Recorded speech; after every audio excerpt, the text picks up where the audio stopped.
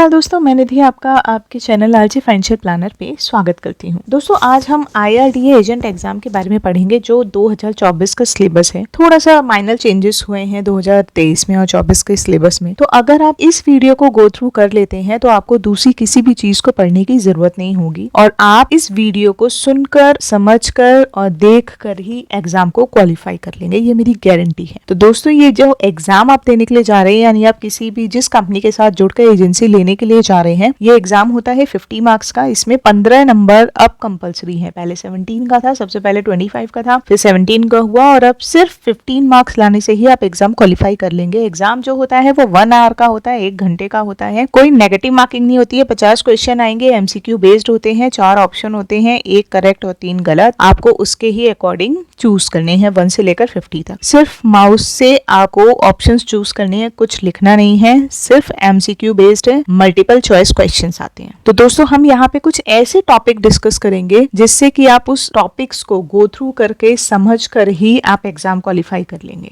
तो दोस्तों सीधे शुरू करते हैं। ये जो सिलेबस है ये IC 38 का सिलेबस है, 2024 का सिलेबस है और IC 38 मीन्स इंश्योरेंस क्यूरिकुलम 38 के तहत ये एजेंट एग्जाम आता है। तो सबसे पहला टॉपिक जो इसमें ये है कि बीमा किसे कहते हैं, यानी बीमा क्या है। दोस्तों जब जनरली लोगों से पूछा जाता है कि बीमा क्या है तो लोग बाग ये कहते हैं कि जो हम LIC में करते हैं वो बीमा है। नहीं, ऐसा नहीं है, वो बीमा नहीं होता। बीमा किसे कहते हैं? बीमा आकस्मिक दुर्घटनाओं से होने वाली आर्थिक हानि की भरपाई को हम बीमा कहते हैं। यानी जो भी दुर्घटना आकस्मिक हुई है, आकस्मिक मतलब अनजाने में अचानक से हुई है, सडनली हुई है, उस दुर्घटना से जो भी आर्थिक हानि हो रही है, आर्थिक हानि का मतलब है फाइनेंशियल लॉस, जो भी फाइनेंशियल लॉस हो रहा है उसकी भरपाई को हम क्या कहते हैं? उसे हम बीमा कहते हैं। और ये उस साधन को कहते हैं जिसके द्वारा कुछ शुल्क यानी प्रीमियम दिया जाता है कंपनी को और उसके एवज पे कंपनी हानि, जो भी हानि हुई है आपकी, उसकी भरपाई करती है। तो यहाँ ये कहलाता है बीमा। दोनों इसमें डेफिनेशंस दे रखे हैं, आप दोनों गो थ्रू कर सकते हैं। आकस्मिक दुर्घटनाओं से होने वाली आर्थिक हानि की भरपाई को हम बीमा कहते हैं, या फिर बीमा या इंश्योरेंस उस साधन को कहते हैं जिसके द्वारा कुछ शुल्क यानी प्रीमियम, जिसे प्रीमियम कहते हैं, देकर हानि का जोखिम दूसरे पक्ष यानी बीमाकर्ता पर डाला जा सकता है, ट्रांसफर कर दिया जाता है। अपना रिस्क हम किस पे ट्रांसफर कर रहे हैं? बीमाकर्ता पे। बीमाकर्ता कौन है? बीमाकर्ता है कंपनी। तो ये इसका प्रॉपर डेफिनेशन है। वैसे ये डेफिनेशन आता नहीं है लेकिन आपके समझ के लिए है, जिससे आपको पता रहे कि बीमा किसे कहते हैं। क्योंकि जब हम जिस चीज का एग्जाम देने के लिए जा रहे हैं हमें वही नहीं पता कि बीमा किसे कहते हैं, हम आगे कैसे क्लियर करेंगे। तो ये इसका सबसे अच्छा टॉपिक है, सबसे बड़ा टॉपिक है। और नेक्स्ट जो टॉपिक है वो है अनुबंध या संविदा या कॉन्ट्रैक्ट। यानी बीमा क्या है? बीमा एक अनुबंध है, एक संविदा है, एक कॉन्ट्रैक्ट है, समझौता है, जिसमें एक पक्ष होता है बीमाकर्ता और दूसरा पक्ष होता है बीमा धारक, है ना। इसमें क्या होता है? एक पक्ष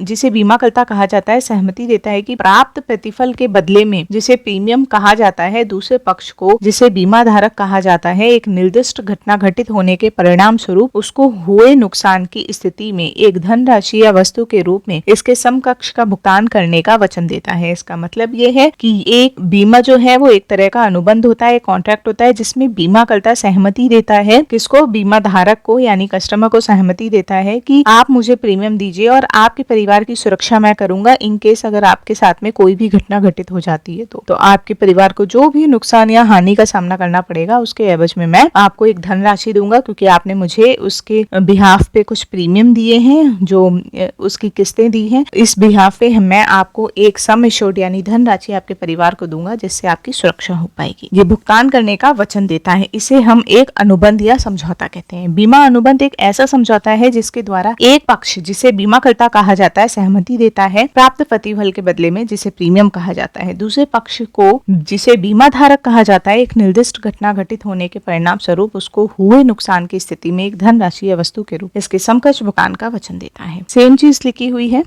तो ये पॉइंट क्लियर हो गया होगा दोस्तों कि बीमा क्या है? एक तरह का कॉन्ट्रैक्ट है। नेक्स्ट ऑप्शन है इसका प्रस्तावक यानी प्रपोजर। इसमें एक पक्ष जो है प्रपोज करता है और दूसरा उसे स्वीकार करता है। तो प्रपोज कौन करता है? यानी कौन बोलता है कि मुझे पॉलिसी चाहिए, या कंपनी बोलती है कि आप मुझसे पॉलिसी लीजिए? कभी कंपनी नहीं बोलेगी कि आप पॉलिसी लीजिए, आपको ही प्रपोज करना पड़ेगा, प्रस्ताव देना पड़ेगा कि मुझे पॉलिसी चाहिए। यानी प्रपोजल जो होता है वो प्रस्ताव रखता है कंपनी के पास में कि मुझे पॉलिसी खरीदनी है। लिखा है ना, आवेदक जो पॉलिसी खरीदने के लिए प्रस्ताव करता है। कैसे प्रस्ताव करता है? प्रस्ताव पत्र भरकर, प्रपोजल फॉर्म भरकर वो बोलता है अपनी पूरी जानकारी देकर कि मुझे पॉलिसी खरीदनी है इस कंपनी से। नेक्स्ट नेक्स्ट ऑप्शन है पॉलिसी होल्डर। पॉलिसी होल्डर किसे कहते हैं? जिसके नाम की पॉलिसी आ चुकी है या बॉन्ड आ चुका है। पॉलिसी बॉन्ड पे सबसे ऊपर में जो नाम होता है वो पॉलिसी होल्डर का होता है, लेकिन अंदर जो नाम होता है वो बीमित का होता है। इन दोनों में छोटा सा माइनर डिफरेंस है, इसका मैं बता देती हूँ क्या डिफरेंस है। जैसे पॉलिसी होल्डर है, पॉलिसी होल्डर हम किसे कहते हैं? पॉलिसी होल्डर वो होता है जो प्रीमियम पे कर रहा है उस पॉलिसी का। वो हो सकता है उसने अपने लिए ही पॉलिसी ली हो तो वही बीमित होगा, लेकिन अगर उसने अपने लिए न लेके, मान लेते हैं उसने अपनी पत्नी के लिए पॉलिसी ली है लेकिन प्रीमियम वो पे कर रहा है, तो इस केस में ए अगर प्रीमियम पे कर रहा है तो ए पॉलिसी होल्डर है,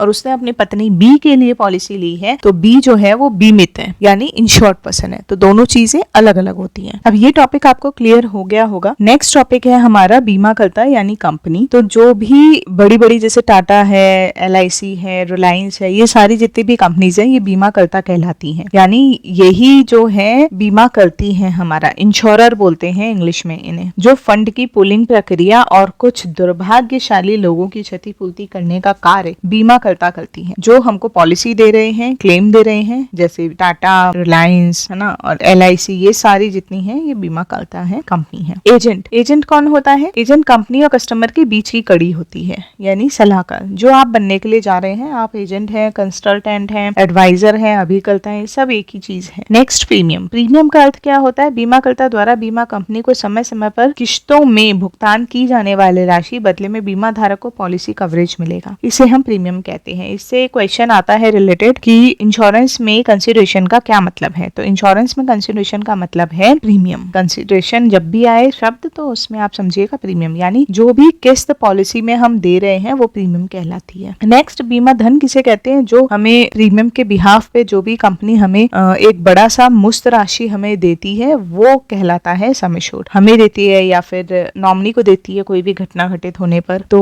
क्या इसमें लिखा है ये पढ़ लेते हैं। बीमा अनुबंध में प्रविष्टि पर बीमेदार की आगामी वर्षगांठ पर आयु एवं उसके द्वारा देय प्रीमियम के आधार पर राशि जो कि घटना विशेष के घटित होने पर देय है वो बीमा धन कहलाती, यानी सम एश्योर्ड कहलाती है। नेक्स्ट है IRDA। IRDA क्या है? जितनी भी बैंक्स है ना, बैंक्स के ऊपर RBI है, रिजर्व बैंक ऑफ इंडिया। जितनी भी शेयर मार्केट की कंपनी है उनके ऊपर कौन है? Securities exchange board of India. जितनी भी इंश्योरेंस कंपनीज है उनके ऊपर रेगुलेटर कौन है? IRDA, यानी insurance regulatory and development authority. तो ये जो भी नियम पारित करेंगे वो सारी इंश्योरेंस कंपनी को फॉलो करना पड़ेगा, बंधित है वो। तो इसका उद्देश्य बीमा की पॉलिसी धारकों के हितों की रक्षा करना भी है। बीमा उद्योग का क्रमबद्ध विनियमन, संवर्धन तथा संबंधित व आकस्मिक मामलों पर कार्य करना भी है। तो IRDA का फुल फॉर्म है insurance regulatory and development authority. जितनी भी इंश्योरेंस कंपनी है उनके रेगुलेटर है IRDA। नेक्स्ट है दावे। दावे कितने तरह के होते हैं? दावे दो तरह के होते हैं, मैच्योरिटी क्लेम और डेथ क्लेम। मैच्योरिटी क्लेम को हिंदी में कहते हैं परिपक्व दावा और डेथ क्लेम को कहते हैं मृत्यु दावा। ये दोनों कब मिलते हैं? जैसे पॉलिसी पूरी मैच्योर हो गई है तो मैच्योरिटी क्लेम मिलेगा, यानी परिपक्व दावा मिलेगा, और अगर पॉलिसी में बीच में ही मैच्योर होने से पहले बीमित की मृत्यु हो गई है तो फिर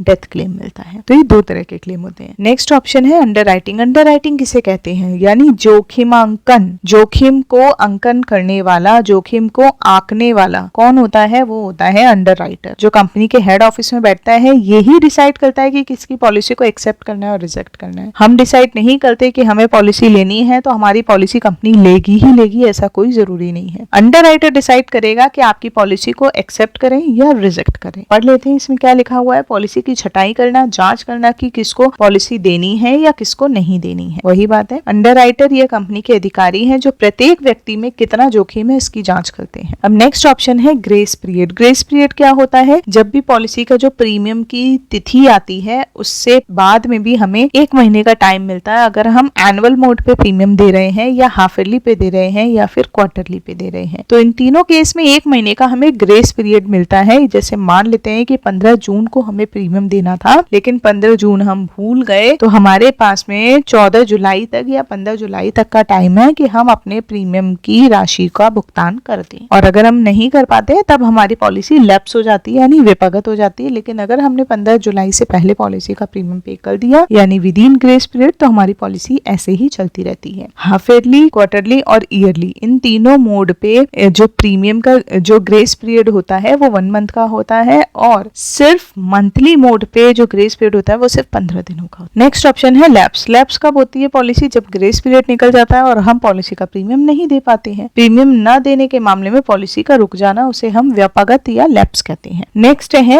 रिवाइवल। रिवाइवल हम कब करा सकते हैं अपनी पॉलिसी को? तो जब पॉलिसी हमारी लैप्स में चली गई तो उससे 2 साल का हमारे पास में टाइम है। हम उससे पहले 2 साल तक, जैसे 15 जून को हमें देना था तो 15 जुलाई तक का हमारे पास में ग्रेस पीरियड था, लेकिन 15 जुलाई की भी डेट निकल गई तो 16 जुलाई से हमारी पॉलिसी लैप्स में चली गई। अब मान लेते हैं कि 16 जुलाई को अगर डेथ हो गई तो क्या सम एश्योर्ड मिलेगा बीमित को? नहीं मिलेगा। क्यों? क्योंकि आपकी पॉलिसी लैप्स में पड़ी हुई है। इसीलिए बोलते हैं पॉलिसी को लैप्स न होने दें। लैप्स हो गई और हम अपनी पॉलिसी को दोबारा चलाना चाहते हैं तो हमारे पास में 2 साल का टाइम है। हम 2 साल के अंदर अपनी पॉलिसी को दोबारा रिवाइव करा सकते हैं, पुनर्जीवित करा सकते हैं, जिससे हमारी पॉलिसी दोबारा चल जाए। लेकिन उस केसेस में कंपनी को हमें कुछ डॉक्यूमेंटेशन प्रॉपर करने होते हैं। एक तो बकाया प्रीमियम जो भी हमारा है वो पे करना होगा, साथ में जो भी उस पे चार्जेस लगे हैं, क्योंकि आपने प्रीमियम नहीं दिया तो कंपनी कुछ इंटरेस्ट लगाती है, वो इंटरेस्ट हमें पे करना होगा। साथ में दोबारा मेडिकल अपनी हिस्ट्री दोबारा देनी होगी। क्यों? क्योंकि आप दोबारा अगर अपनी पॉलिसी को कंटिन्यू कराने के लिए आए हो तो कंपनी ये मानती है कि आप फ्रेश पॉलिसी करा रहे हो, यानी आपको कोई ना कोई बीमारी हो गई है तभी तो आप दोबारा अपनी पॉलिसी को चलाने के लिए आए हो। तो ये कहलाता है रिवाइवल,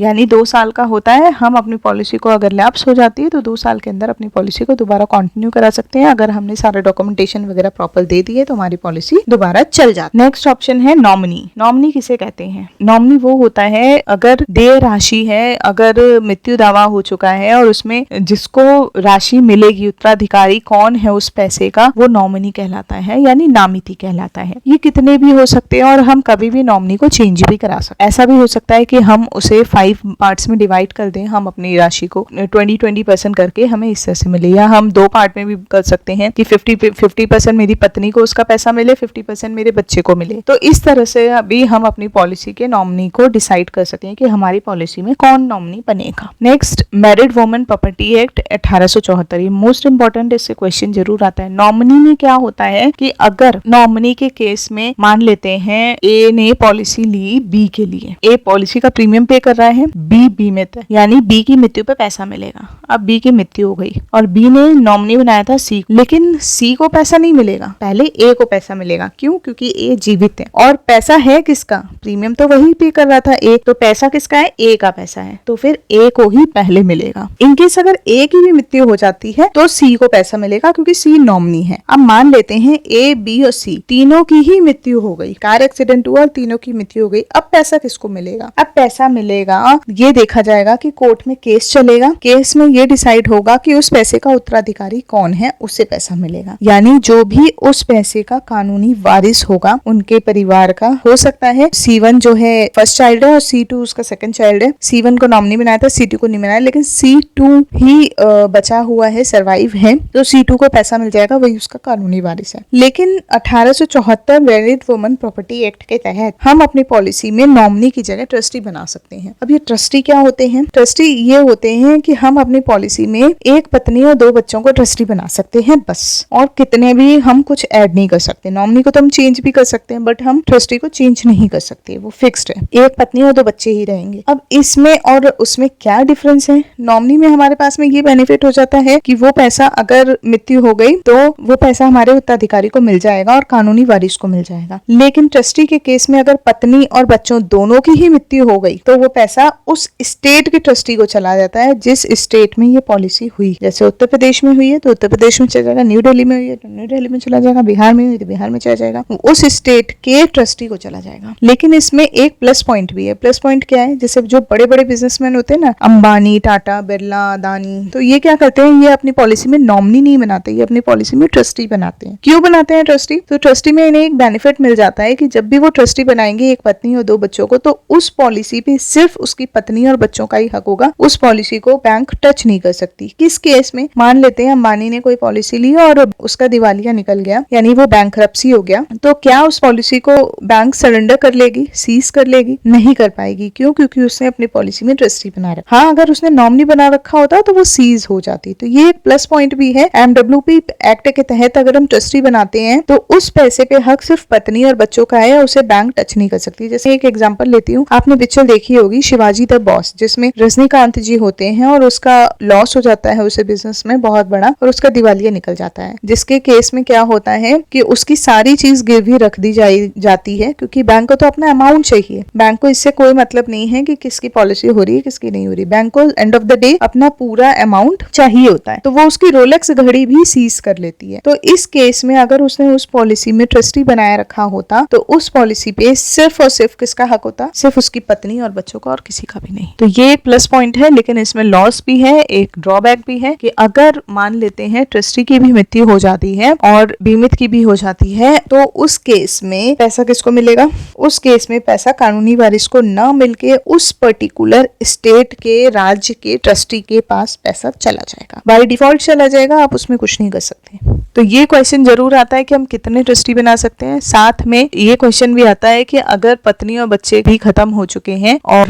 MWP एक्ट के तहत उसने ट्रस्टी बनाया था, ट्रस्टी की भी मृत्यु हो गई है, तो पैसा किसको मिलेगा? तो 4 ऑप्शन दिए हुए होंगे, तो उसमें करेक्ट ऑप्शन होगा उस राज्य के ट्रस्टी को पैसा मिलेगा। नेक्स्ट, समनुदेशन। समनुदेशन किसे कहते हैं? समनुदेशन जो होता है, हम अपनी पॉलिसी को बेच सकते हैं, हम अपनी पॉलिसी को दान कर सकते हैं और हम अपनी पॉलिसी को गिरवी भी रख सकते हैं। इन तीनों में माइनर डिफरेंस है। बेच देना मतलब मान लेते हैं ए ने पॉलिसी बेच दी एम को। एम एक व्यक्ति है, उसने अपनी पूरी पॉलिसी एम को बेच दी, तो ए के पास में जो भी उत्तराधिकारी था वो ए जिस भी पैसे का, वो सारा पैसा अब किसका हो गया? एम का हो गया। हम बेचते क्यों है पॉलिसी को? बेचते हम इसलिए कि मान लेते हैं ए ने पहले कोई पैसा वैसा ले रखा होगा एम से और वो पैसा नहीं पे कर पा रहा है, तो उसने यही बोला कि जितना भी पैसा मैंने इसमें पे कर दिया है, ये पॉलिसी में तुम्हें सेल कर देता हूँ, तुम अब अपने पास में रख लो, जो भी इस पॉलिसी का एक्स्ट्रा अमाउंट होगा वो मुझे दे देना, नहीं होगा तो तुम अपने पास रख लेना, अब ये पॉलिसी तुम्हारी हो गई। तो इस केसेस में क्या होगा? हम घर पे ही बैठ के नहीं सेल करते हैं, कंपनी के पास जाएंगे, डॉक्यूमेंटेशन होगी, तब जाके सेल होगी। डॉक्यूमेंटेशन होने के बाद में ए का पूरा जो उत्तरदायित्व है वो अब एम को ट्रांसफर हो जाएगा, यानी ए अब उस पॉलिसी का ओनर नहीं होगा, अब एम उस पॉलिसी का ओनर होगा। तो इस केस में अगर ए की मृत्यु हो जाती है तो कुछ होगा पॉलिसी पे? कोई असर नहीं होगा। क्यों? क्योंकि ए का अब उस पे उत्तराधिकार खत्म हो चुका है। अब किसका उत्तराधिकार है? एम का। तो एम की मृत्यु पे पैसा मिलेगा नॉमिनी को। और जब भी सेल होता है तो इससे एक क्वेश्चन आता है, सेल के केस में, दान के केस में और गिरवी के केस में नॉमिनी चेंज होता ही है। क्यों? क्योंकि ए ने किसी और को नॉमिनी बनाया होगा, अब एम के पास पॉलिसी चली गई तो एम ने किसी और को नॉमिनी बनाएगा। वो जरूरी थोड़ी है कि ए वाले नॉमिनी को ही कंटिन्यू करेगा, वो तो उसको जानता तक नहीं है। तो सेल के केस में और दान के केस में यही होता है। गिरवी के केस में एक चीज अलग होती है, तो जब हम सेल करते हैं अपनी पॉलिसी को या गिफ्ट करते हैं यानी दान करते हैं, तो ये दोनों असाइनमेंट कहलाते हैं एब्सोल्यूट असाइनमेंट। और अगर हम अपनी पॉलिसी को गिरवी रखते हैं, गिरवी का मतलब ए ने पॉलिसी को एम को गिरवी रखी कि तुम 2 साल के लिए इस पॉलिसी को ले लो जब तक मैं इसका प्रीमियम पे नहीं कर पा रहा हूँ, और अगर 2 साल में मेरी स्थिति सही होती है तो इस पॉलिसी को दोबारा तुम मुझे सेल कर देना, तब मैं जो भी इसका बकाया प्रीमियम है मैं पे करूंगा। ये कंडीशनल असाइनमेंट कहा जाएगा इसको। तो इसमें क्या है? कंडीशन लगा दी गई है, वो पूरी तरह से उसने उसको सेल नहीं करी है, कंडीशन लगा दी है। तो अब उस पे देखा जाएगा। जैसे एक एग्जांपल ले लेती हूँ कि मान लेते हैं कोई व्यक्ति है, विजय एक व्यक्ति है, विजय ने क्या किया, उसके पास एक कार है, वो जाकर अब्रॉड शिफ्ट हो रहा है, 2 साल के लिए वो अब्रॉड शिफ्ट हो रहा है। तो उसने अपने पड़ोसी को बोला कि भाई तुम 2 साल के लिए इस कार को अपने पास में रख लो, मैं 2 साल के लिए बाहर जा रहा हूँ, ये कार फिर खराब हो जाएगी, तो 2 साल में मैं अपनी कार को तुम्हें सौंप के जा रहा हूँ, बेच के जा रहा हूँ, गिरवी रख के जा रहा हूँ, जो भी अमाउंट में तय हुआ हो तो वो मैं रख के जा रहा हूँ, लेकिन 2 साल बाद जब मैं आऊंगा तो ये कार दोबारा तुम्हें मुझे देनी हो। तो वो क्या कहलाएगा? Conditional assignment. इस केस में क्या होगा? उस कार का ओनर विद इन 2 ईयर के पीरियड में कौन होगा? उसका पड़ोसी, विजय नहीं होगा। मान लेते हैं कार का एक्सीडेंट हो गया, उसके जो भी हानि हुई है कार पे वो कौन पे करेगा? वो पे करेगा उसका ओनर, क्योंकि उसका उत्तरदायित्व खत्म हो चुका है विजय का, और सिर्फ पड़ोसी का उत्तरदायित्व है, नेबर का उसके उत्तरदायित्व है। तो इन केस कार को कुछ भी मिसहैपनिंग होती है या टूट फूट होती है तो उस सारा पैसा पड़ोसी को ही भरना पड़ेगा, नेबर को ही भरना पड़ेगा। तो इस तरह का क्वेश्चन आते हैं, थोड़े टिपिकल से होते हैं क्वेश्चन, एग्जाम्पल बेस्ड होते हैं, वो आपको अच्छे से समझने पड़ेंगे कि एक्चुअल में बोल क्या रहा है, तो आप इजिली उसे अटेम्प्ट कर लोगे। अब इसमें एक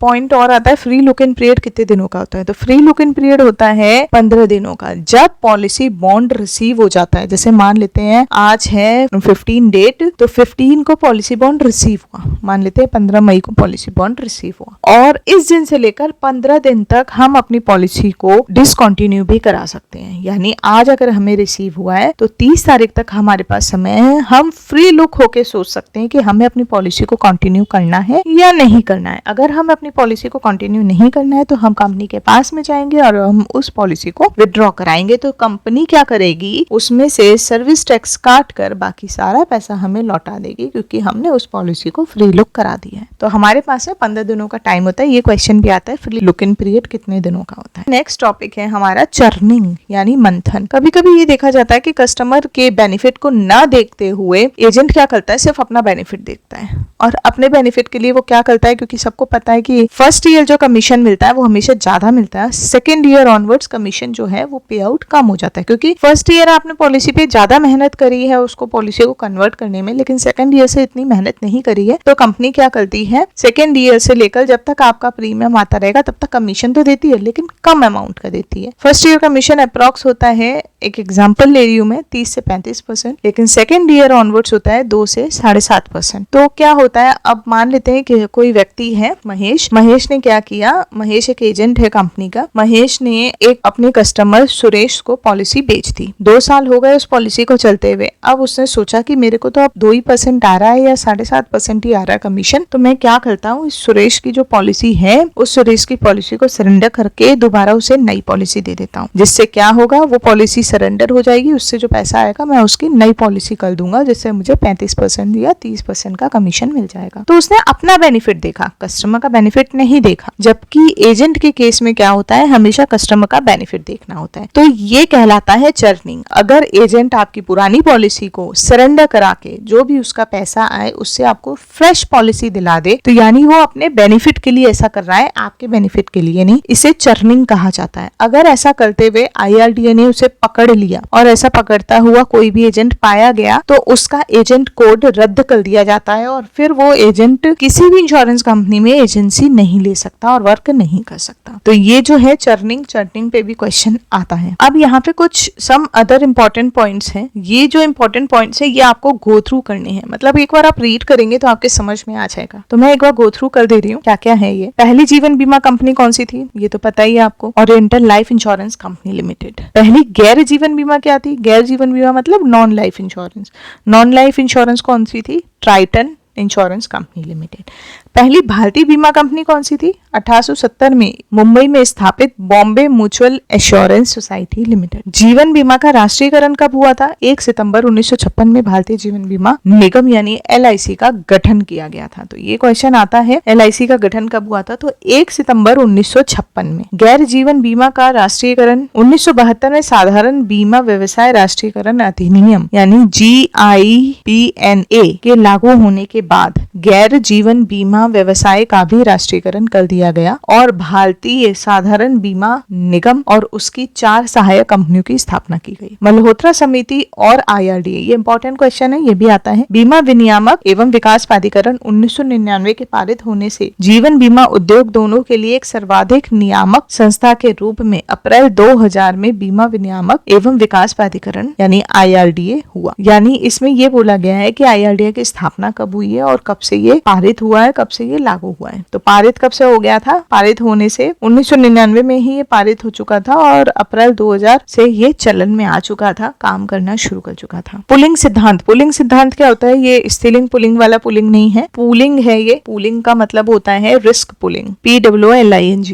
कई लोगों से प्रीमियम एकत्रित करना, लोगों के पास एक ही तरह की परिसंपत्तियां होती हैं जो समान जोखिमों के दायरे में होती हैं। एक एग्जांपल लेती हूँ, अच्छे से समझ में आ जाएगा। रिस्क पुलिंग क्या होता है, रिस्क पुलिंग ये होता है कि जैसे मान लेते हैं, कभी कभी क्वेश्चन आता होगा हमारे दिमाग में कि 100 व्यक्ति हैं, 100 ने बीमा लिया, 100 व्यक्ति ने बीमा लिया, तो वो तो प्रीमियम बहुत छोटा छोटा दे रहे हैं 100 व्यक्ति। लेकिन अगर मान लेते हैं इनमें से किसी की भी मृत्यु हो गई या 10 लोगों की मान लेते हैं मृत्यु हो गई और सबको 1-1 करोड़ रुपए देने, तो कंपनी इतना बड़ा अमाउंट कहाँ से लेकर आती है। तो ये एक मतलब क्वेश्चन होता है जनरली नॉर्मल कि हम तो छोटा अमाउंट कंपनी को दे रहे हैं, तो कंपनी इतना बड़ा अमाउंट कैसे हमें पे कर पाती है अगर कोई भी मिसहैपनिंग हो जाती है। तो इसका ना ये रिस्क रिस्क पुलिंग होता है, मतलब समान एज पे समान रिस्क है लोगों पे, तो उसका एक पूल बनता है, उस पूल में ही सबका प्रीमियम इकट्ठा कर दिया जाता है। और जैसे ही कोई भी मिसहैपनिंग होती है किसी भी के साथ, जैसे 100 व्यक्तियों ने जमा किया, 100 में से 10 की या 5 की मृत्यु हो गई, तो वो जो 95 बचे ना, वो 95 प्रीमियम पे कर रहे हैं, वो 95 ही उस 5 को पेमेंट दे रहे हैं, कंपनी नहीं दे रही है, क्योंकि वो 95 तो जीवित है, वो तो प्रीमियम आगे देते रहेंगे। 5 की जो मृत्यु हुई है वो 5 को तो पैसा पहुंच चुका है, लेकिन प्रीमियम 95 अभी दे रहे हैं। तो जो 95 अभी प्रीमियम दे रहे हैं ना, उससे कंपनी सर्वाइव और करती रहेगी, और फिर जो भी उसका पैसा आता है उसे भी वो ब्याज पे चढ़ा देती है, जिससे उसका पैसा और ग्रो करता है और वो कस्टमर को 5 को या 10 को जितनी की मृत्यु हुई है उसको कंपनसेट करने में सहायता होती है। तो ये रिस्क पुलिंग कहलाता है। इस तरह से पुलिंग का सिद्धांत काम करता है। बीमाकर्ता फंड की पूलिंग प्रक्रिया और कुछ दुर्भाग्यशाली लोगों की क्षतिपूर्ति करने का कार्य कौन करता है? बीमाकर्ता करती है। मैंने आपको बता ही दिया कि कंपनी करती है, कंपनी ही इंश्योरर कहलाती है, बीमाकर्ता कहलाती है। जोखिम से बचाव, नुकसान की स्थिति से बचने के लिए जोखिम को नियंत्रित करना। जोखिम से बचाव करने के हमारे पास में कई कारण होते हैं, कई ऑप्शन होते हैं हमारे पास में। जोखिम से बचाव करने का मतलब होता है हमारे ऊपर, सबके ऊपर रिस्क है। कौन सा रिस्क है? सबके ऊपर एक रिस्क तो जरूर है, मृत्यु। ये रिस्क सबके ऊपर है। कैसे? मृत्यु होनी है, ये निश्चित है कि अनिश्चित है? मृत्यु होनी है, ये निश्चित है, लेकिन मृत्यु का समय जो है वो अनिश्चित है, क्योंकि उसको कोई नहीं पता कि कब होगी। यानी मृत्यु जो है वो सर्टेन है, लेकिन जो उसकी मृत्यु का समय है वो अनिश्चित है, वो अनसर्टेन है, वो नहीं पता कि वो कब होगी। तो अब जोखिम से जो बचाव करने का है, हमारे पास में क्या क्या ऑप्शन है? या तो हम अपना जोखिम खुद पे ही धारण कर लेंगे, ठीक है, अगर मृत्यु होगी तो वो हम खुद देख लेंगे। लेकिन कई बार क्या होता है कि हम अपने ऊपर ना धारण करके हमने दूसरे के ऊपर ट्रांसफर कर दिया, यानी हस्तांतरण कर दिया। अपना जो जोखिम है हमने वो हस्तांतरण कर दिया, यानी ट्रांसफर कर दिया। तो उस केस में वो ट्रांसफर किसको करते हैं? हम किसी व्यक्ति को नहीं करते, कंपनी को करते हैं। वहीं से इंश्योरेंस की शुरुआत हो जाती है, क्योंकि हमने अपना रिस्क जैसे ट्रांसफर किया यानी कंपनी को दिया, तो कंपनी ने हमारे रिस्क के एवज में क्या कर दिया? इंश्योरेंस कर दिया। वहीं से इंश्योरेंस की शुरुआत हो। तो जोखिम से बचाव करने का हमारे पास में क्या क्या चीजें हैं? जोखिम से बचाव करने के लिए हम अपने ऊपर जोखिम खुद प्रतिधारण करते हैं, यानी खुद सहन करते हैं अपने ऊपर। तो अगर हम अपने ऊपर कर रहे हैं तो वो इंश्योरेंस नहीं कहलाएगा, लेकिन जैसे ही हम ट्रांसफर कर रहे हैं तो वहां से इंश्योरेंस की शुरुआत हो जाएगी। नेक्स्ट पॉइंट है, महत्वपूर्ण जानकारी वह जानकारी है जो बीमा कंपनियों को निम्न बातें तय करने में सक्षम बनाती है। क्या वे जोखिम को स्वीकार करेंगे? यदि ऐसा है तो प्रीमियम की दर क्या होगी और किन नियमों और शर्तों के अधीन होगी? प्रोक्सीमेट कॉज किसे कहते हैं? प्रोक्सीमेट कॉज जो है, यहाँ से बीमा के सिद्धांत शुरू होते हैं। ये ध्यान से आपको पढ़ना है। बीमा का आसन्न कारण एक प्रमुख सिद्धांत है, यानी प्रोक्सीमेट कॉज। इसका संबंध इस बात से है कि नुकसान या क्षति वास्तव में कैसे हुई है, और यह वास्तव में एक बीमित जोखिम के परिणाम स्वरूप है। सक्रिय और प्रभावशाली कारण के रूप में जो घटनाओं की एक श्रृंखला को गति प्रदान करता है, जिसका किसी भी शुरू किए गए बल के हस्तक्षेप के बिना और एक नए तथा स्वतंत्र स्रोत से सक्रिय रूप से काम करते हुए एक परिणाम निकलता है। इसका मतलब ये है कि ये देखना पड़ता है कि मेन कॉज क्या है। मान लेते हैं कि मृत्यु हुई है, किसी व्यक्ति की मृत्यु हुई। अब यहाँ पे मान लेते हैं वो टेरेस पे काम कर रहा था, काम करते करते उसका पैर फिसला और वो ऊपर से नीचे गिर गया। तो मृत्यु किस चीज से हुई? तो जो उसका नियरेस्ट कॉज होता है ना, वो देखा जाता है, जो मेन कारण होता है उसका। मृत्यु किससे हुई? पैर फिसलने से या फिर ऊपर से गिरने से, क्योंकि पैर नहीं फिसलता तो वो ऊपर से नीचे नहीं गिरता। तो पैर फिसलने से प्रोक्सीमेट कॉज हुआ उसका, पैर फिसलने से ऊपर से वो नीचे गिरा और उसकी मृत्यु हो गई। तो ये एक पहला सिद्धांत है, प्रोक्सीमेट कॉज। इस पे एक क्वेश्चन आ जाता है कि एक व्यक्ति है, ये जनरली क्वेश्चन आता है, एक व्यक्ति है वो घोड़े पे घुड़सवारी कर रहा था। घुड़सवारी करते करते घोड़े के पैर से एक ईंट टकराया, पत्थर टकराया, जिसकी वजह से वो घोड़ा गिर गया और जो आदमी था वो नदी के अंदर जा गिरा। नदी के अंदर जाते ही वो डूब गया और डूबने से उसकी मृत्यु हो गई। अब यहाँ क्या हुआ? कौन सा प्रोक्सीमेट कॉज हुआ? नदी के अंदर डूबने से उसकी मृत्यु हुई कि घोड़े के गिरने से हुई? तो घोड़े के गिरने से वो टकराए, घोड़ा जो है वो पत्थर से टकराया और वो गिरा, जिसके वजह से आदमी जो है वो रिवर में जाके गिरा और रिवर में जाने के बाद में उसकी डूबने से मृत्यु हो गई। तो इस तरह के कुछ ऑप्शंस आते हैं, आप जब नेट पे पढ़ेंगे या कुछ इंपॉर्टेंट टॉपिक्स पढ़ेंगे तो आपको ये क्लियर हो जाएगा। इंश्योरेबल इंटरेस्ट इसका दूसरा सिद्धांत होता है, यानी बीमा का अनुबंध एक अनिवार्य अंग होता है बीमा योग्य इसे बीमा के लिए कानूनी पूर्व अहेता के रूप में माना जाता है। किसी के होने से हमें आर्थिक लाभ हो और किसी के न होने से हमें आर्थिक हानि होती है, इसे हम बीमा योग्यता कहते हैं। इसका मतलब उसमें हमारा बीमा योग्यता छिपा हुआ है। बीमा योग्यता का मतलब इंश्योरेबल इंटरेस्ट, यानी जैसे मोबाइल है, कार है, लैपटॉप है, हमारे परिवार के कोई भी सदस्य, ये सब क्या है, इंश्योरेबल इंटरेस्ट है। अगर ये नहीं होंगे हमारी लाइफ में तो हमें कहीं ना कहीं लॉस होता है। जैसे यहाँ पे मैंने एक फिगर बना रखा है और बहुत अच्छे से एक्सप्लेनेशन कर रखा है। ये बीच में जो यू लिखा है ये आप है। अगर आपकी लाइफ में, या मान लेते हैं वाइफ की लाइफ है, वाइफ है और आप है, आप दोनों की लाइफ में अगर आप नहीं होते हैं तो वाइफ को नुकसान होगा। हाँ बिल्कुल होगा। घर खर्च कौन चलाएगा, कैसे काम होगा,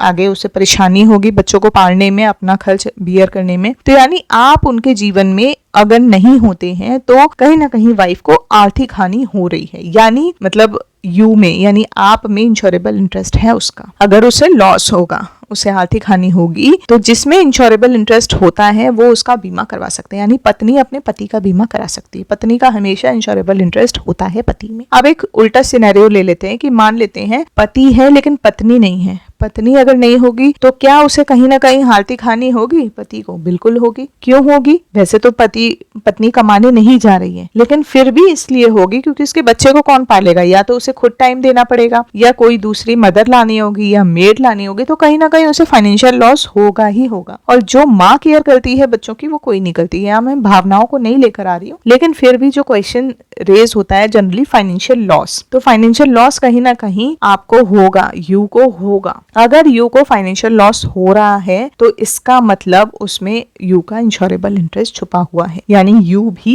अपनी पत्नी का बीमा करवा सकता है, यू भी करवा सकता है और आप भी अपने पति का बीमा करवा सकते हैं। लेकिन पति का बीमा हमेशा ज्यादा होता है पत्नी की अपेक्षा। ऐसा नहीं हो सकता कि अगर पत्नी का बीमा हो रखा है 1 करोड़ का और पति का बीमा हो रखा है 50 लाख का, ये नहीं हो सकता। पति का बीमा 1 करोड़ का और पत्नी का बीमा 50 लाख का हो सकता है। जो यू है, यू का इंश्योरेबल इंटरेस्ट वाइफ में है और वाइफ का इंश्योरेबल इंटरेस्ट यू में है। अब मान लेते हैं माता पिता। क्या माता पिता में भी यू का इंश्योरेबल इंटरेस्ट होता है, या माता पिता में बच्चों का होता है, या बच्चों का माता पिता में होता है? तो इन दोनों में एक माइनर सा डिफरेंस है। उससे पहले हम ब्रदर सिस्टर के बारे में डिस्कस करते हैं। ब्रदर सिस्टर की लाइफ में अगर यू नहीं होगा तो क्या ब्रदर सिस्टर को लॉस होगा? कोई लॉस नहीं होगा।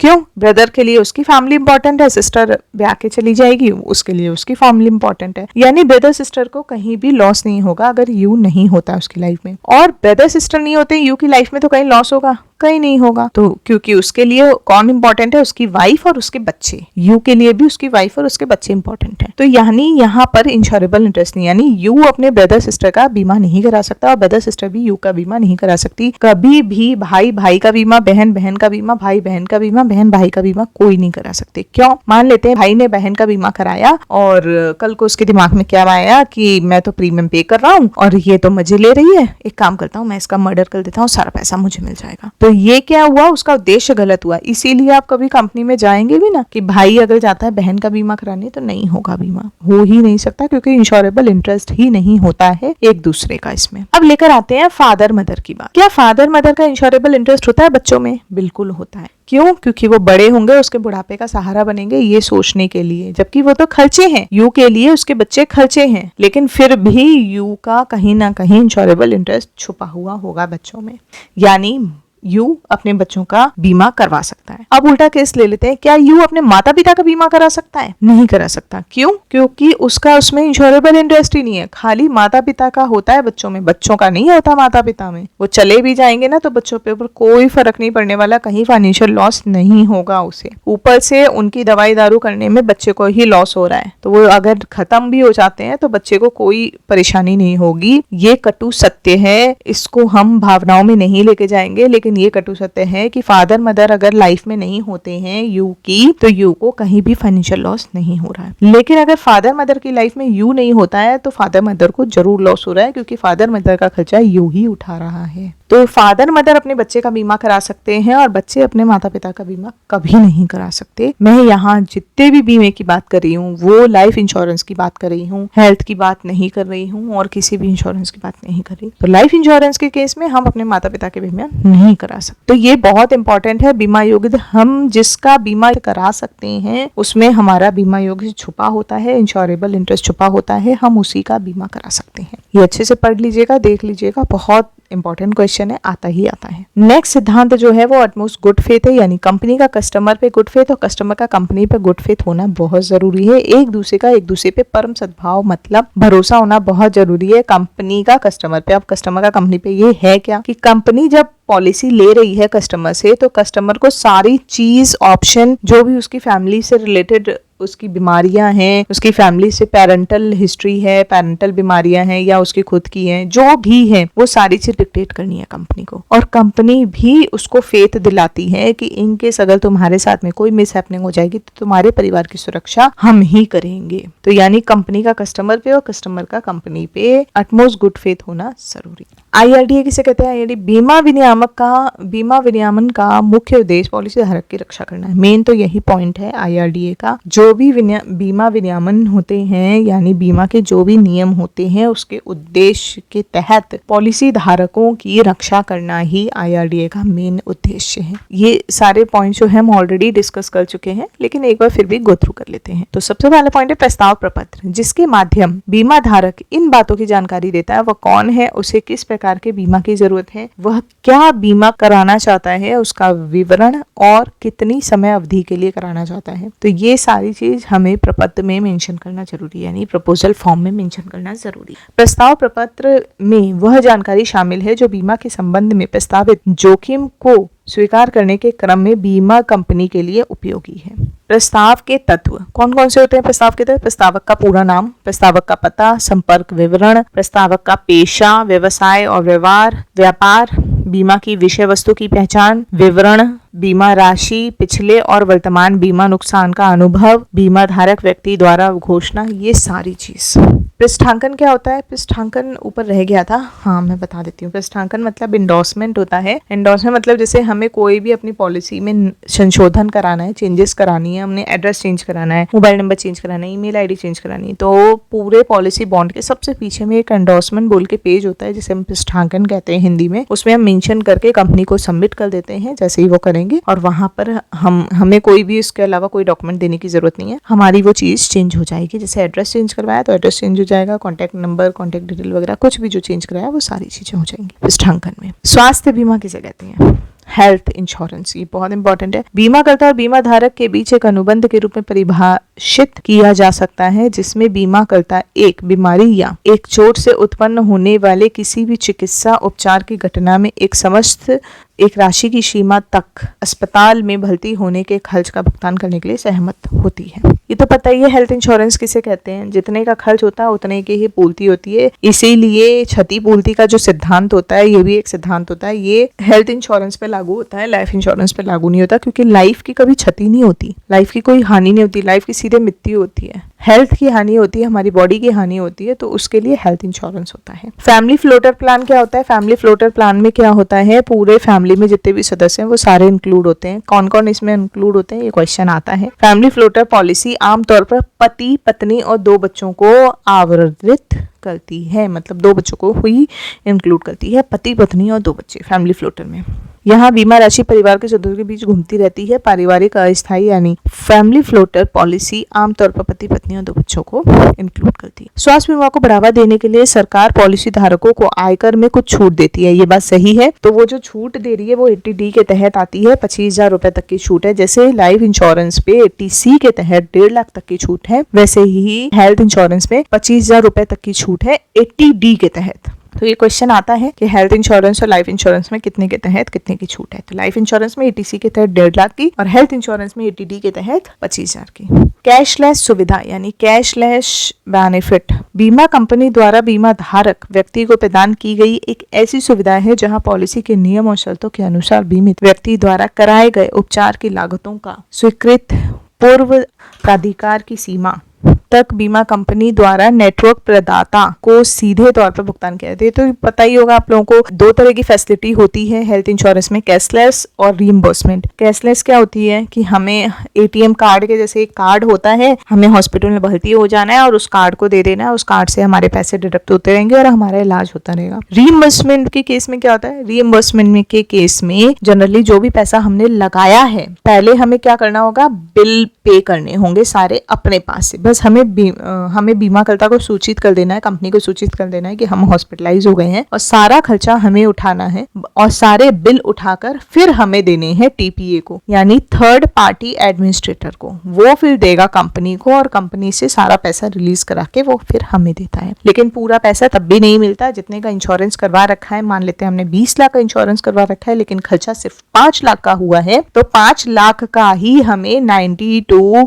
98% तक भुगतान किया जाएगा। इससे ज्यादा भुगतान नहीं होगा, उसमें से भी कुछ पैसे डिडक्ट हो जाते हैं। तो यही फर्क होता है लाइफ इंश्योरेंस में और हेल्थ इंश्योरेंस। जबकि लाइफ इंश्योरेंस में केस में कि आपने 20 लाख का इंश्योरेंस करवाया तो 20 लाख का पूरा भुगतान किया जाता है, और हेल्थ इंश्योरेंस के केस में जितना का खर्चा होता है उतनी की ही पूर्ति होती है। तो ये तो हो गया कैशलेस और रीइंबर्समेंट फैसिलिटी। नेक्स्ट ऑप्शन है, नेक्स्ट पॉइंट है फ्री लुक इन पीरियड। ये मैंने आपको बता दिया, पॉलिसी बॉन्ड मिलने के 15 दिन के अंदर फ्री लुक इन पीरियड होता है। हम अपनी पॉलिसी को जारी रखना चाहें या नहीं, ये हम उस पीरियड में डिसाइड कर सकते हैं। 30 दिनों की होती है अनुग्रह अवधि, ग्रेस पीरियड। ये भी हम बता चुके हैं पहले कि ग्रेस पीरियड जो होता है वो 30 दिनों का होता है। हाँ, अगर हमारी पॉलिसी ईयरली, हाफ ईयरली या क्वार्टरली बेस पे हम प्रीमियम पे कर रहे हैं उसका। तो नेक्स्ट है ग्राहक आजीवन मूल्य। ये बहुत इंपॉर्टेंट है। ह्यूमन लाइफ वैल्यू, हर एक इंसान की एक वैल्यू है। वैसे तो बोला जाता है कि जो जीवन है वो अमूल्य है, इसका कोई मूल्य निर्धारित नहीं किया जा सकता, लेकिन इंश्योरेंस के लैंग्वेज में किया जा सकता है। अगर कोई व्यक्ति पूरे एक साल में 5 लाख रुपए अर्न कर रहा है, यानी उसकी 5 लाख की आईटीआर है, तो वो आने वाले 20 सालों में मिनिमम कितने रुपए अर्न करेगा? 1 करोड़ रुपए तो अर्न करेगा ही। 4 लाख ले लेते हैं चलिए। अगर किसी व्यक्ति की इनकम 4 लाख रुपए साल है तो वो आने वाले 20 साल में 80 लाख रुपए अर्न करेगा। तो यानी उस व्यक्ति की कीमत हो गई 80 लाख रुपए। अगर कुछ भी नहीं होता है उसके,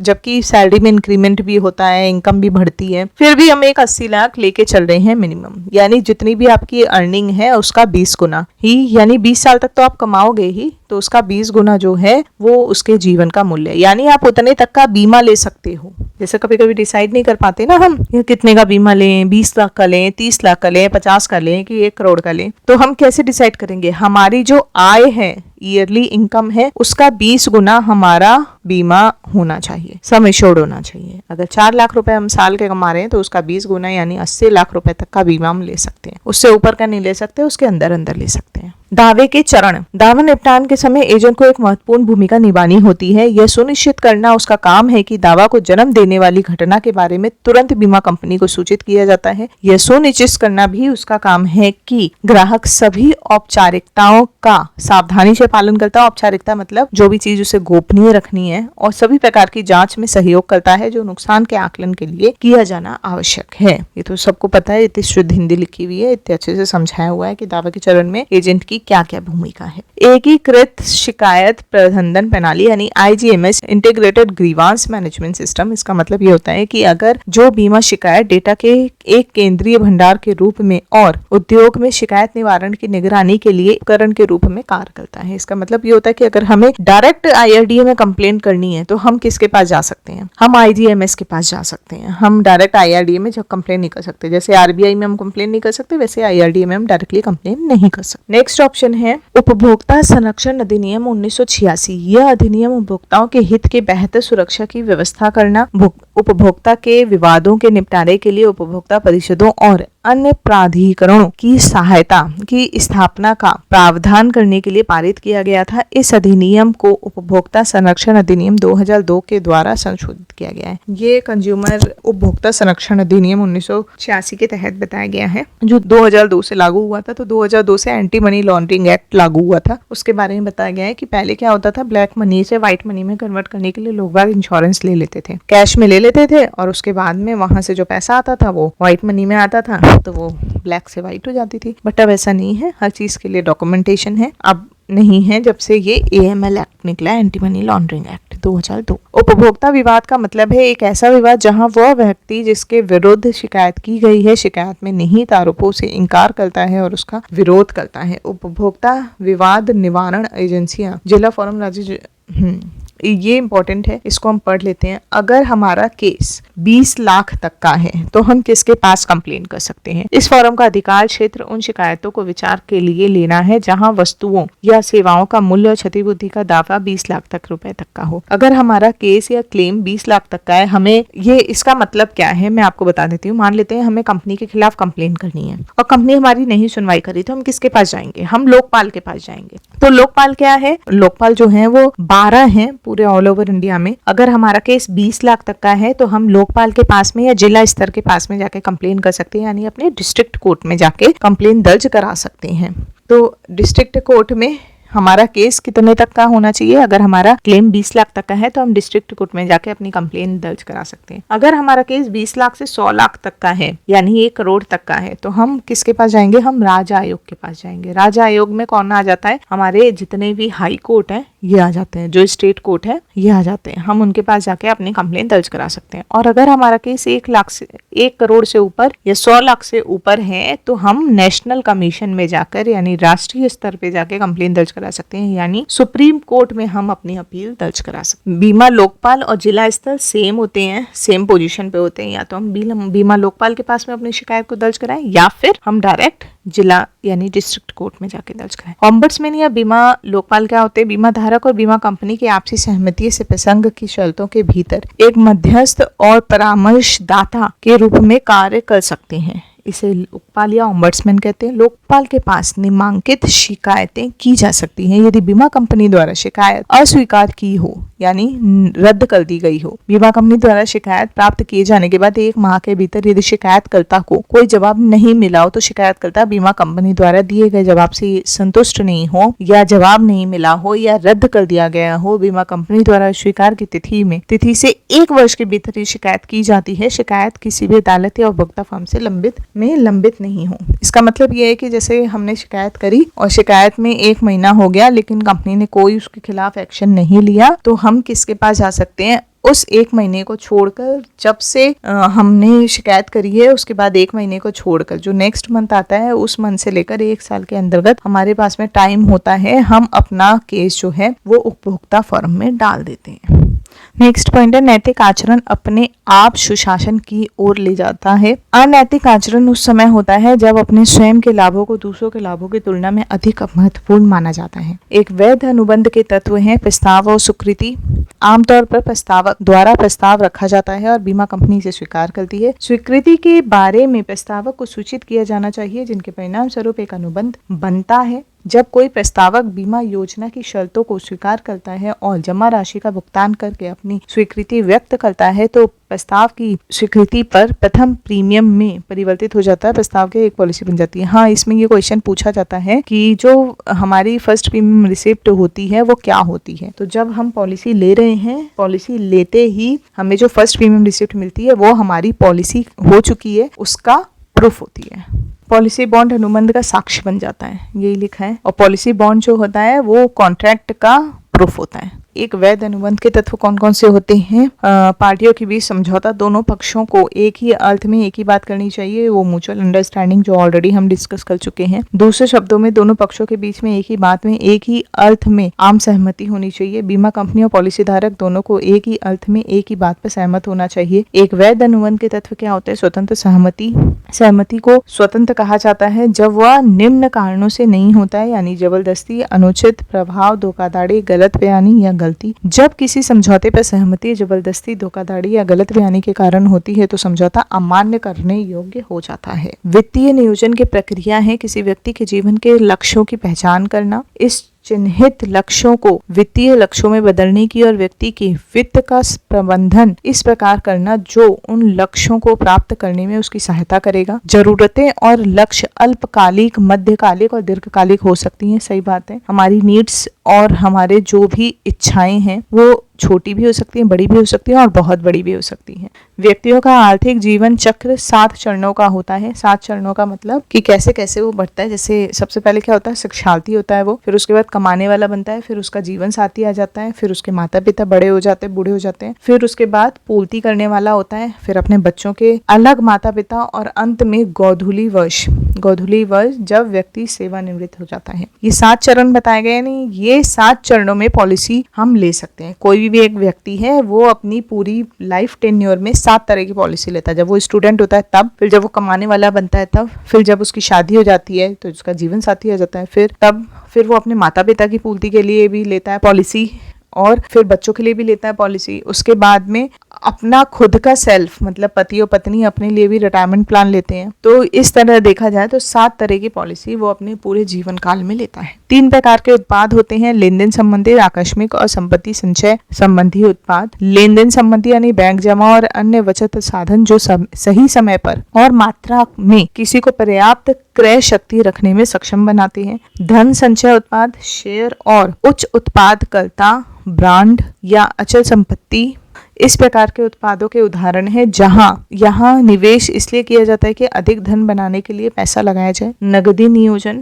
आय और व्यय के प्रभाव का प्रबंधन करना और पूंजी निवेश के लिए अधिशेष नगदी पैदा करना। सेवानिवृत्ति नियोजन, आय की जरूरतों को पूरा करना और अपनी सेवानिवृत्ति के बाद के विभिन्न खर्चों के लिए प्रावधान करना। एक टर्म बीमा योजना जो बीमा टर्म के दौरान बीमित की मृत्यु होने पर पूर्ण बीमा धन का भुगतान करती है। टर्म बीमा का अद्वितीय बिक्रीय प्रस्ताव, इसकी कम कीमत है जो व्यक्ति को एक सीमित बजट पर जीवन बीमा की अपेक्षाकृत बड़ी राशि को खरीदने के लिए सक्षम बनाता है। एक शुद्ध एंडोमेंट योजना जो अवधि की समाप्ति तक बीमित के जीवित रहने पर इस राशि का भुगतान करता है। एक धन वापसी योजना अवधि के दौरान समय समय पर किस्तों में बीमा धन के एक भाग की वापसी और अवधि के अंत में शेष बीमा धन राशि की वापसी का प्रावधान करने वाली एक एंडोमेंट योजना है। इसका मतलब क्या क्या है मैं बता देती हूँ। कितने तरह के प्लान होते हैं। एक तो टर्म प्लान होता है जिसमें हम बहुत कम प्रीमियम देते हैं और उसमें एक बहुत बड़ा अमाउंट मिलता है, वो हमेशा डेथ पॉलिसी होती है, मतलब डेथ क्लेम हमें मिलता है प्योर टर्म में। प्योर एंडोमेंट क्या होता है, प्योर एंडोमेंट में अगर डेथ हो जाती है तो कुछ भी नहीं मिलता है, जीवित रहते हैं तो ही मिलता है, तो वो प्योर एंडोमेंट कहलाता है। लेकिन आजकल जो भी प्लान आ रहे हैं वो प्योर टर्म और प्योर एंडोमेंट को मिक्स करके आ रहे हैं, यानी उसे हम एंडोमेंट प्लान कहते हैं, बंदोबस्ती योजना कहते हैं। वो मृत्यु पे भी पैसा मिलता है और जीवित रहता है तो भी पैसा मिलता है। एक मनी बैक पॉलिसी होती है यानी धन वापसी योजना। उसमें क्या होता है मनी बैक पॉलिसी में कि बीच बीच में थोड़ा थोड़ा अमाउंट हमें किस्तों के रूप में कंपनी देती रहती है, तो जब उसकी पॉलिसी की मैच्योरिटी होती है तो मैच्योरिटी पे भी हमें बकाया राशि मिलती है, पूरी राशि धनराशि नहीं मिलती है। और कुछ तरह के पार्टिसिपेटिंग और नॉन पार्टिसिपेटिंग प्लान होते हैं। पार्टिसिपेटिंग प्लान मतलब जो बोनस बेस्ड होते हैं, यानी कंपनी के बोनस में प्रॉफिट में पार्टिसिपेट करते हैं, और नॉन पार्टिसिपेटिंग प्लान जो कंपनी के प्रॉफिट में पार्टिसिपेट नहीं करते हैं वो नॉन पार्टिसिपेटिंग प्लान है, यानी वो गारंटेड प्लान होते हैं। या अगर कुछ भी हो जाएगा तो जो पेपर पे लिखा है वही मिलेगा, उसमें कोई भी बोनस का पार्ट नहीं होता है। यूलिप कौन से प्लान होते हैं, यूनिट लिंक्ड इंश्योरेंस प्लान, वो शेयर मार्केट पे आधारित होते हैं, इसमें कोई गारंटी नहीं होती। लेकिन हाँ, आज के समय पे अगर देखा जाए तो यूलिप प्लान की बहुत वैल्यू है, क्योंकि पिछले 10 सालों से अभी अगर हम 10 या 20 सालों को लेकर और अभी की अगर हम शेयर मार्केट की बात कर रहे हैं तो ट्रिमेंडस ग्रोथ हुई है, जिसकी वजह से जितने भी यूलिप प्लान्स हैं वो बहुत ज़्यादा ग्रोथ किए हैं और लोग बागों ने लेना भी पसंद किया है यूलिप, क्योंकि ये एक तरह का इन्वेस्टमेंट प्लस इंश्योरेंस प्लान है। आप इन्वेस्ट भी कर रहे हो अपने पैसे को और इंश्योरेंस भी आपको मिल रहा है, जो कि दूसरी जगह अगर आप गोल्ड में या म्यूचुअल फंड्स में या फिर एफडीज वगैरह में कहीं भी इन्वेस्ट करते हो तो वहाँ आपके पैसे को तो ग्रोथ मिल जाती है लेकिन आपकी लाइफ की सिक्योरिटी नहीं होती। बट यूलिप में आपको पैसे की भी ग्रोथ मिल रही है और साथ में लाइफ की सिक्योरिटी भी हो रही है। जीवन बीमा कंपनी यूलिप के मामले में यूनिट मूल्यों की गारंटी नहीं देती है। यूनिवर्सल जीवन बीमा फैमिली फ्लोटर प्लान हम लोग ऑलरेडी डिस्कस कर दिया है कि इसमें कौन कौन कवर होते हैं, पति पत्नी और 2 बच्चे। विवाहिता महिला संपत्ति अधिनियम की धारा 6(1)(6) के तहत हम ट्रस्ट के गठन का भी प्रावधान करती है, यानी MWP एक्ट 1874 में अगर क्वेश्चन आता है कि ये कौन सी सेक्शन में लागू किया जाता है 1874 का जिसमें हम ट्रस्टी बनाते हैं, तो सेक्शन 6 के तहत हम ट्रस्टी बनाते हैं। प्रत्येक पॉलिसी एक अलग नियासी होगी जिसमें 1 पत्नी और 2 बच्चों को हम ट्रस्टी बना सकते हैं। मनी लॉन्ड्रिंग एक्ट हमने बता दिया, काले धन को वैध धन में कन्वर्ट करना। भारत सरकार ने मनी लॉन्ड्रिंग गतिविधियों पर लगाम लगाने के लिए मनी लॉन्ड्रिंग रोकथाम अधिनियम 2002 की शुरुआत की थी। ये क्वेश्चन आता है कि AML यानी एंटी मनी लॉन्ड्रिंग की शुरुआत कब हुई थी, तो 2002 में हुई थी। अपने ग्राहकों जाने यानी नो योर कस्टमर, KYC जिसे बोलते हैं, तो हम कैसे पहचानते हैं? आधार कार्ड, पैन कार्ड और इन सब के थ्रू ही हम जानते हैं कस्टमर को। प्रथम प्रीमियम रसीद क्या होती है? जब जीवन बीमा कंपनी प्रथम प्रीमियम रसीद जारी करती है, एक बीमा अनुबंध वहीं से शुरू होता है। यानी ये FPR जो होती है, ये बीमा अनुबंध शुरू होने का एक साक्ष्य होती है, प्रूफ होती है। FPR ये साक्ष्य कि बीमा अनुबंध शुरू हो गया है। पॉलिसी दस्तावेज या बीमा धारक और बीमा कंपनी के बीच का अनुबंध का साक्ष्य है, यानी पॉलिसी दस्तावेज को वो बोला गया है बॉन्ड। मैच्योरिटी क्लेम, इस तरह के दावों में बीमा कंपनी अवधि की समाप्ति पर बीमा धारक को एक निर्धारित राशि का भुगतान करने का वादा करती है अगर बीमा धारक योजना की पूरी अवधि में जीवित रहता है तो। मृत्यु दावा किसे कहते हैं? अगर बीमा धारक की मृत्यु उसकी पॉलिसी अवधि के दौरान दुर्घटनावश या अन्यथा हो जाती है तो बीमा कंपनी बीमा धन के साथ साथ संचित बोनस का सहभागी होने पर बकाया पॉलिसी ऋण और प्रीमियम तथा उस पर ब्याज जैसे बकायों को क्रमशः घटाकर भुगतान किया जाता है। मृत्यु की कल्पना कर चलना, कभी कभी किसी व्यक्ति का कोई अता पता नहीं होने के कारण उसको गुमशुदा ही घोषित कर दिया जाता है। ये भी क्वेश्चन आता है। और एक क्वेश्चन और आता है कि जब हम पॉलिसी लेते हैं और किसी ने मान लेते हैं 1 ईयर के अंदर में ही पॉलिसी लेने के 1 ईयर के अंदर सुसाइड कर लिया, तो क्या पॉलिसी का जो भी अमाउंट है यानी धनराशि है वो पे होगा? नहीं पे होगा। क्यों? क्योंकि सुसाइड क्लॉज लग जाता है फर्स्ट ईयर के बाद में अगर वो सुसाइड करता है तो पैसा मिल जाएगा, लेकिन पॉलिसी लेते ही सुसाइड नहीं करनी चाहिए, नहीं तो पैसा नहीं मिलेगा। ऐसा क्यों होता है? कंपनी ये मानती है कि आपने पॉलिसी ली है तो आपने कुछ सोच के लिए होगी, लेकिन अगर आपने फर्स्ट ईयर ही सुसाइड कर दिया तो इसका मतलब आपका जो सोच थी वो गलत थी कि आप पॉलिसी से पैसा कमाना चाहते थे, इसलिए आपने फर्स्ट ईयर ही सुसाइड कर ली। लेकिन सेकंड ईयर से अगर आप ऐसा करते हैं तो आपको प्रीमियम का पेमेंट मिलेगा। अच्छा, इसमें एक क्वेश्चन और आता है, स्टैंडर्ड प्रूफ और नॉन स्टैंडर्ड प्रूफ, ये क्या होता है? स्टैंडर्ड प्रूफ यानी जो भी हम, जैसे KYC की हमने बात करी थी, नो योर कस्टमर, तो हम अपने कस्टमर को कैसे पहचानते हैं? हम अपने कस्टमर को उसके नाम से और उससे नहीं पहचानते, हम अपने कस्टमर को आधार कार्ड, पैन कार्ड इसके थ्रू पहचानते हैं। इसमें सबसे इंपॉर्टेंट चीज एक होती है एज प्रूफ। एज प्रूफ के रूप में हम क्या चीज ले सकते हैं? एज प्रूफ के रूप में हम पैन कार्ड ले सकते हैं, आधार कार्ड भी ले सकते हैं, बशर्ते उस पे पूरी डेट ऑफ बर्थ लिखी होनी चाहिए। कभी कभी आधार कार्ड पे आपने देखा होगा 1-1 जनवरी लिख दी है, 1-1 1985, तो ये गलत है। अगर 1-1 1985 उसकी सच में रियल है तो उसके साथ में वो उसको एक एडिशनल डॉक्यूमेंट देना पड़ेगा। अगर उस पे भी वही चीज मेंशन है तो वो स्टैंडर्ड एज प्रूफ कहलाएगा, अदरवाइज वो नॉन स्टैंडर्ड एज प्रूफ कहलाता है और उसके साथ में उसे कोई ना कोई एडिशनल एज प्रूफ देना पड़ता है। अगर उस पे ईयर लिखा हुआ है 1985 या वर्ष लिखा हुआ है 36 साल, तो इस तरह से ये नॉन स्टैंडर्ड प्रूफ कहलाता है आधार कार्ड। तो उसके केस में हम पैन कार्ड या उसकी जो भी 10th की मार्कशीट है उसे हम एज प्रूफ को स्टैंडर्ड एज प्रूफ मानकर ले सकते हैं। तो ये क्वेश्चन आता है कि जैसे 1-1 जनवरी लिखा हुआ है तो क्या ये नॉन स्टैंडर्ड है या स्टैंडर्ड है? तो ये एक नॉन स्टैंडर्ड एज प्रूफ है। मान लेते हैं जन्म पत्री क्या एक नॉन स्टैंडर्ड है कि स्टैंडर्ड है? Yes, it is non standard. और जन्म कुंडली, तो ये भी नॉन स्टैंडर्ड है। अगर मान लेते हैं खुद ने ही घोषित किया है कि मेरा जन्म इस डेट को इतने बज के इतने मिनट पे हुआ था, इस तरह का एक एफिडेविट बना लिया, तो क्या वो एज प्रूफ मान्य है? नहीं, वो एज प्रूफ, वो आइडेंटिटी प्रूफ और वो एड्रेस प्रूफ के रूप में मान्य नहीं होता है, वो भी नॉन स्टैंडर्ड ही माना जाता है। तो हम लोगों को जब भी हम पॉलिसी के डॉक्यूमेंट ले तो हमें क्या क्या चीज़ें देखनी है? एज प्रूफ देखना है, आइडेंटिटी प्रूफ देखना है और एड्रेस प्रूफ देखना है। सबसे पहले एज प्रूफ ही देखना है। अच्छा, ये सारे क्वेश्चंस और टॉपिक डिस्कस हो चुके हैं। अब मैं आपको ये बता देती हूँ, जैसे हम क्वेश्चंस करते हैं 1 to 50 अटेम्प्ट करते हैं तो हमें कैसे कैसे अटेम्प्ट करने हैं। 1 से 50 तक हमें पढ़ के सारे क्वेश्चंस, सबसे पहले जैसे ही सिस्टम ऑन होता है तो सबसे पहले ना ई पे ऑप्शन पे क्लिक होता है। ABCD तो 4 ऑप्शन होते हैं, ई होता है नॉन अटेम्प्टेड, तो वो हमें कभी भी छोड़ के नहीं आना है। चाहे हमें नहीं आ रहा है तो C पे, D पे, B पे, A पे, जो भी हमें लग रहा है हमें उस पर क्लिक करना है। ABCD किसी पे भी हमें क्लिक जरूर करना है 1 से लेकर 50 तक। कोई भी क्वेश्चन हमें छोड़ना नहीं है। कोई भी पर्टिकुलर क्वेश्चन अगर हमने हिंदी लैंग्वेज चूज करनी है और उसे हमें पर्टिकुलर क्वेश्चन को हमें इंग्लिश में देखना है तो राइट हैंड साइड में एक स्टॉप वॉच होती है, स्टॉप वॉच के नीचे उसकी लैंग्वेज लिखी हुई होती है कि ये हिंदी में आ रहा है क्वेश्चन। अगर हम उसे इंग्लिश कर देते हैं तो वो पर्टिकुलर क्वेश्चन इंग्लिश में भी शो हो जाता है, लेकिन वो तब होता है जब हमने फॉर्म डाला है हिंदी लैंग्वेज में। लेकिन अगर हमने इंग्लिश लैंग्वेज में डाला है तो सिर्फ इंग्लिश लैंग्वेज ही आएगी। हिंदी लैंग्वेज में डालते हैं तो दोनों क्वेश्चन आते हैं, जो भी आपकी स्थानीय लैंग्वेज है, जो भी आपकी स्थानीय भाषा है वो, और हिंदी या इंग्लिश कोई भी, ठीक है। तो इस तरह से आपको पेपर देना है।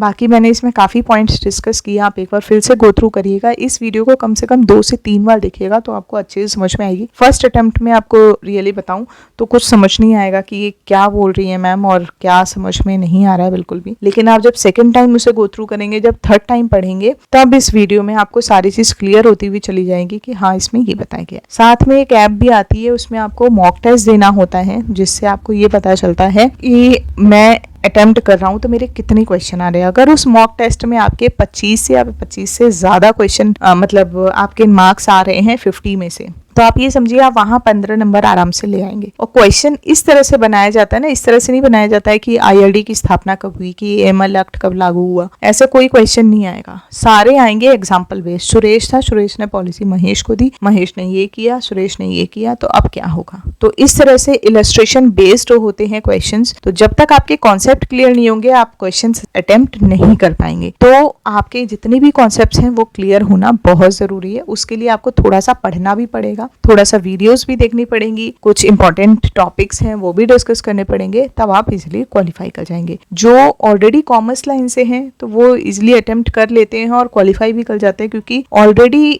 कॉमर्स वाले जो हैं उनके ये चैप्टर्स आते ही हैं। जैसे इंश्योरेंस एक चैप्टर होता ही है कॉमर्स में, और फाइनेंशियल लाइन से bank, IRDA, SEBI, securities exchange board of India, ये सारे टॉपिक्स होते हैं ऑलरेडी कॉमर्स में। आर्ट्स और साइंस वालों को थोड़ा सा पढ़ना पड़ता है, साइंस वालों को भी इतनी ज़्यादा पढ़ने की आवश्यकता नहीं है, लेकिन जो आर्ट्स से होते हैं उन्हें अच्छे से ही गो थ्रू करना होता है ये पेपर, क्योंकि उनके बिल्कुल समझ में नहीं आता कि ये क्या हो रहा है, क्योंकि फाइनेंशियल लाइन से वो रिलेटेड नहीं होते हैं। बाकी चीज़ें मैं ऑलरेडी डिस्कस कर चुकी हूँ। और भी कोई आपकी क्वेरी हो या आप कुछ पूछना चाहते हैं तो मुझे कमेंट सेक्शन में मेंशन कर सकते हैं, मैं उसका ज़रूर आंसर दूंगी। तो दोस्तों आपको ये सारा पेपर देकर आना है, कोई भी क्वेश्चन छोड़कर नहीं आने हैं। ऑल द बेस्ट दोस्तों for your exam. Rock the paper. Good day.